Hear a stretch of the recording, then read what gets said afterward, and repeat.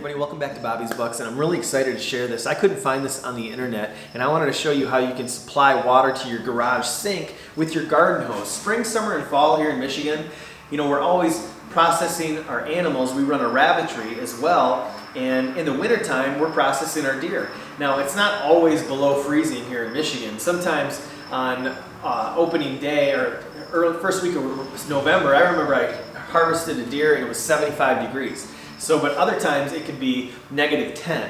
So it's really hit or miss, but when the temperatures are right, I'm gonna bring a hose over and just supply my sink in my garage with water so I can, you know, wash my knives or wash my hands. And I wanted to show you how I did it. So one thing you're gonna need, because whenever you're taking a garden hose, and because how we supplied the water was just using a normal hose spigot, but we're going to be feeding it backwards. So whenever you're turning a hose back onto a spigot, that would be male to male. So you're either going to need to cut that hose off and put a female on it. You can buy a short little hose. You can try to find a female to female, because we're going to take the male, need a female on that end, connect it to the spigot, and that would need a female. So once you have the spigot installed, we just used PEX line, and this was done in minutes. I mean, we found a spigot that had a shark bite female, so we hooked up the shark bite to that, and then after we drilled our hole, we set that spigot into the steel framing in our steel garage. So how we installed our spigot was we just drilled a couple pilot holes smaller than our self-tappers and then drilled in our self-tappers. But before we did, we put clear silicone around the valve. I put the valve really close to the stud, that way I could put a pipe clamp just to give it a little bit more stability, and then I sealed the inside with clear caulk as well. So I just cut the shark bite to length, and I found a valve that was also shark bite and would connect both the hot and the cold to the valve, the same valve. So it was just a quick connect to that valve as well. All I had to do was just tighten down the packing nuts on the supply lines, and it was connected. We only have cold water coming in from the hose, but this way our pressure will be good. We can open up the cold side and the hot side. I haven't tried this yet, so I'm really excited to give it a try. The P-trap is completely empty, so I wanted to actually turn it on with the camera on and see where we need to tighten or where it's leaking, or if anything's leaking. So let's do that.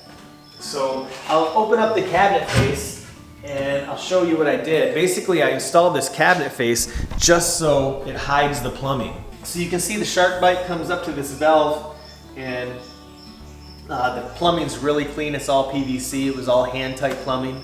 So, and then we took it right outside to a 1.5 inch pipe, and we just held the pipe up with pipe straps. We put clear silicone around the outside, and then we put a gate valve on the very end of the 1.5 inch PVC, so no chipmunks or anything's getting in.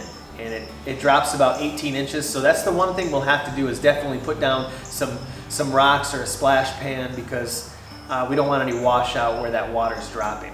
I'm gonna go turn it on and we're gonna see if this works. So we have a quick connect on this as well, because we take this off and we fill up our buckets with water when we're watering our rabbits.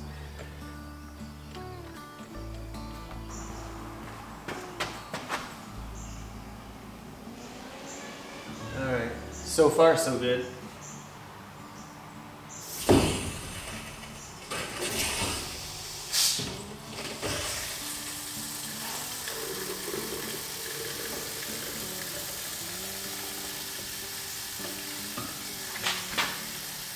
It's working.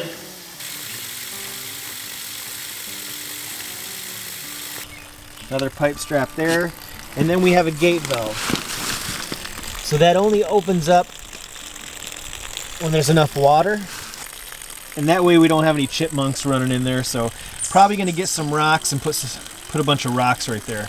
But this is our female to female hose.